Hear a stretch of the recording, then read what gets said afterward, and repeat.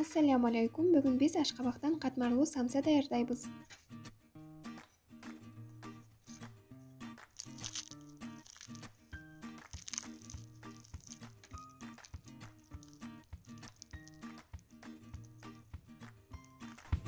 Биринчиден идишибизге un, туз, суу, жумуртка, разрыхлитель салып камыр илейбиз.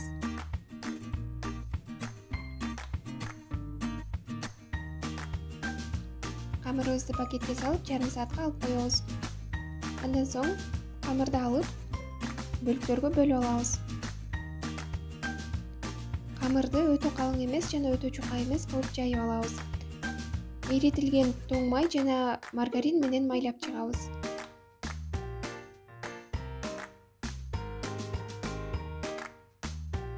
Камырыбызды ороп, пакетке салып, холодильникке жарым саатка коюп коебуз.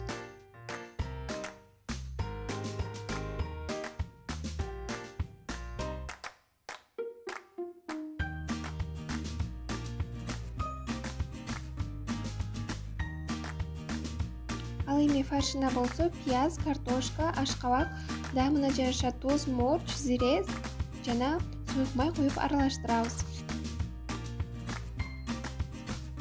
Холодильниктен камырыбызды алып, майда бөлүктөргө бөлүп жайып чыгабыз.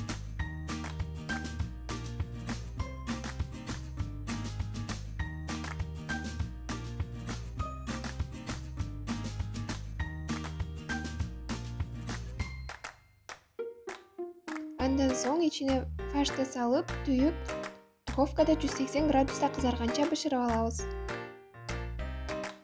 Биздин катмарлуу ашкабак самсылар даяр. Бардыгыңыздарга сөзсүз түрдө жасап көрүүгө кеңеш беремин.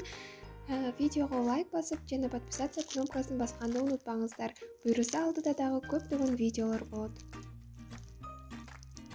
Видеону аягына чейин карагандарыңыздар үчүн рахмат. Сиздер менен болгон унутулгус да.